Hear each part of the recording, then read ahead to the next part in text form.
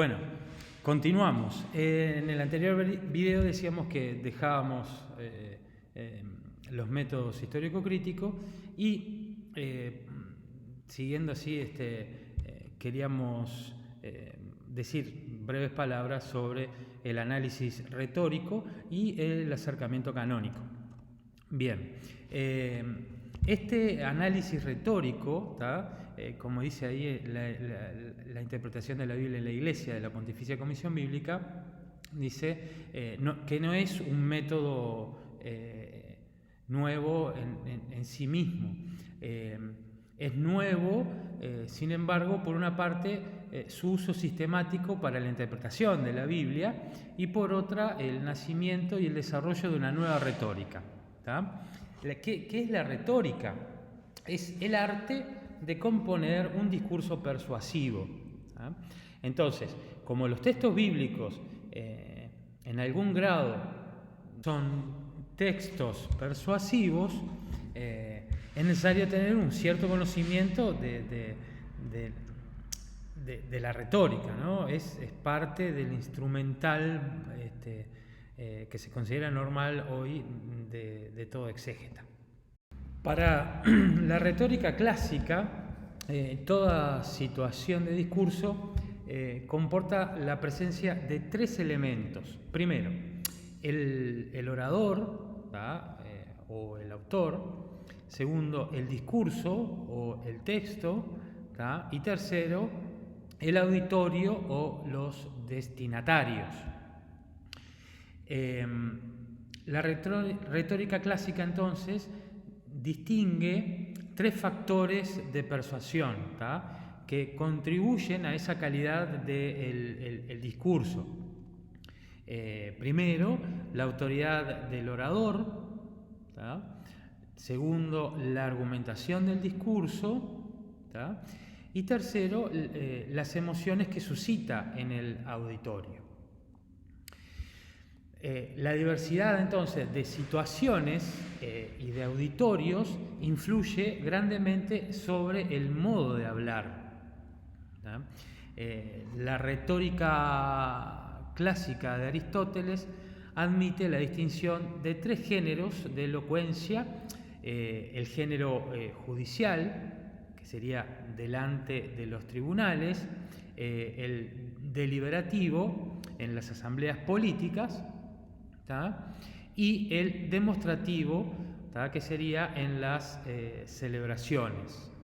Por otro lado, la tradición literaria bíblica, que está enraizada en la cultura semítica, vemos que manifiesta un gusto pronunciado por las composiciones simétricas, gracias a las cuales se establecen relaciones entre los diferentes elementos del texto. También hay que estudiar múltiples formas de paralelismo y otros procedimientos semíticos de composición que deberían permitir discernir mejor la estructura literaria de los textos y llegar así a una mejor comprensión del mensaje. Por último, la nueva retórica quiere ser algo más que un inventario de figuras de estilo, de artificios oratorios y de tipos de discurso. Lo que intenta o lo que investiga es por qué tal uso específico del lenguaje es eficaz y llega a comunicar una convicción. Ya estamos llegando al final de esta parte de hablar de métodos, análisis y acercamientos. Entonces damos paso a lo que es el acercamiento canónico. Como dice la Pontificia Comisión Bíblica en el documento de la interpretación de la Biblia y la Iglesia, que se ha constatando que el método histórico crítico experimenta a veces dificultades para alcanzar en sus conclusiones el nivel teológico, el acercamiento canónico, que nació en los Estados Unidos, procura conducir a buen término una tarea teológica de interpretación. Entonces, parte del cuadro explícito de la fe, ¿Qué es esto? Es la Biblia en su conjunto. Para hacer esto, interpreta cada texto bíblico a la luz del canon de las Escrituras, es decir, de la Biblia en cuanto recibida como norma de fe por una comunidad de creyentes. Procura situar cada texto en el interior del único designio divino con la finalidad de llegar a una actualización de la Escritura para nuestro tiempo. No pretende sustituir los métodos histórico-críticos, sino que desea, dice la Pontificia Comisión Bíblica, complementarlos. Ahora vamos a comenzar este tercer punto del programa que nos hemos trazado para el estudio de los Salmos. Vamos a ver los aspectos literarios, a tener unas primeras impresiones sobre el Salterio. Lo primero que tenemos que decir que el Salterio es una obra compuesta, en la que se perciben esfuerzos de reelaboración y recopilación, también de edición, al propio tiempo que permite establecer una pluralidad de sedes vitales. A ver, es lo que yo les decía en la primera clase, no es que se agarraron una cantidad de salmos y se tiraron para arriba y bueno, se juntaron en el orden que, ¿no? Es una obra compuesta, Salterio, hay un pienso atrás de todo esto. Hay algunas características que muestran esto de ser una obra compuesta, el Salterio. Primero, nos encontramos con 150 poemas individuales que muy raramente coinciden en el contenido, generalmente solo en expresiones o versículos aislados. Por ejemplo, vamos a ver el caso del Salmo 40, donde los versículos que van del 14 al 18 se encuentran de manera independiente y forman el Salmo 70. Hablando de las cabeceras de los salmos, casi la mitad nos indican que hay una supuesta autoría de David, Asaf, Etán, ¿no? Entonces ahí se nos dice que se nos estaría diciendo que hay diferentes autores y hay diferentes épocas. También al comienzo de los Salmos nos encontramos con algunas indicaciones que pretenden o pretenderían decir qué tipo de salmo es.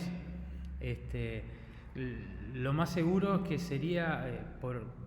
estarían ahí porque los puso un supuesto recopilador. Serían en hebreo aparecerían como Shir, Mismor, Michtam, Maskil.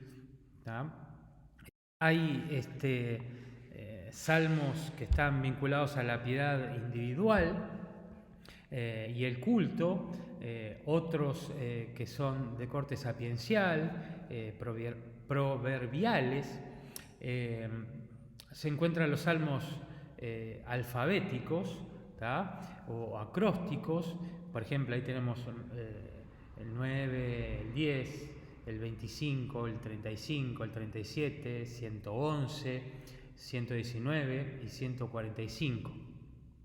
Esta última característica no es perceptible en nuestras traducciones.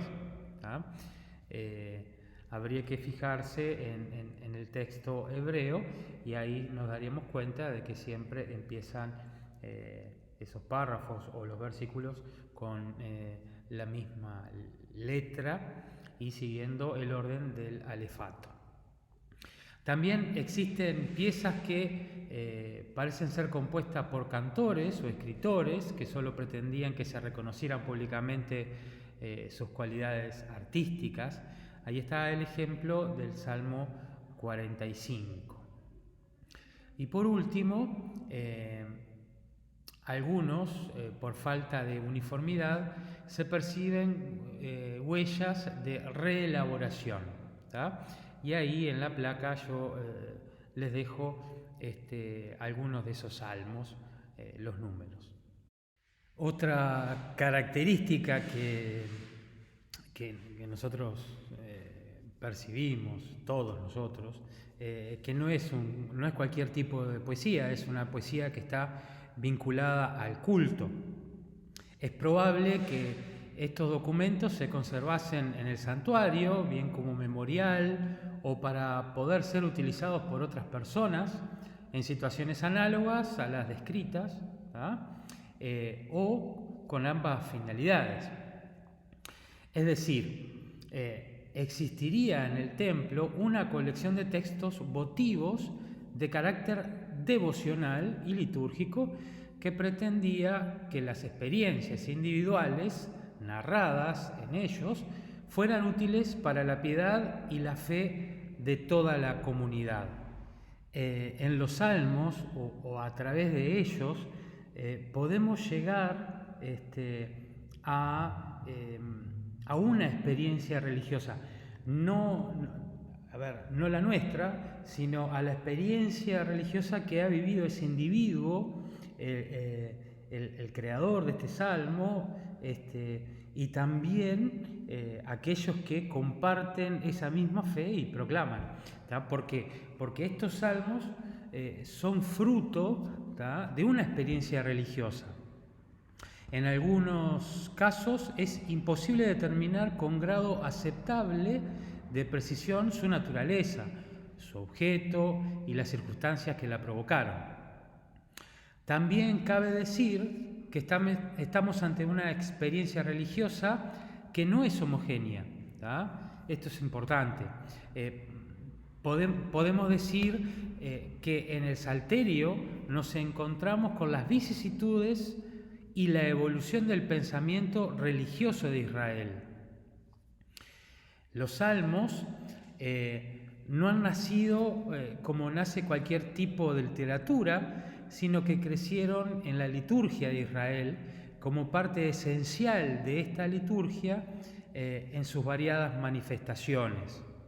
Generalmente nosotros creemos que los salmos primero fueron escritos y después cantados o recitados, ¿tá?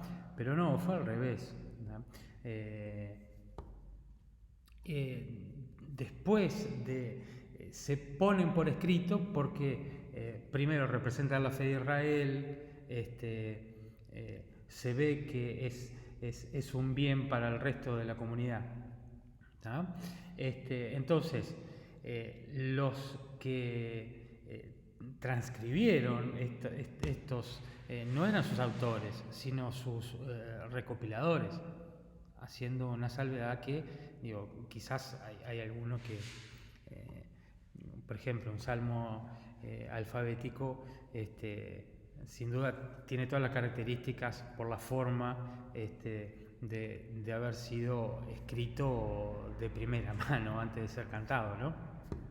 El proceso de recopilación y transcripción de los salmos es sin duda importante y significativo, pero se trata del esfuerzo de un estadio posterior, ¿tá?, que presuponía una larga, rica y variada vida de los salmos, ¿tá?, en lo que es la tradición oral, ¿tá?, en la celebración, en el canto, ya sea en el lugar de culto o en la vida del pueblo. Porque, es importante tener presente que en el antiguo Israel la liturgia constituía el núcleo natural e indiscutible de la vida de toda la comunidad. Entonces, toda la vida del pueblo, todas sus experiencias, debían ser necesariamente presentadas a Dios, ¿tá?, de forma puede ser de lamentación, y también en la invocación.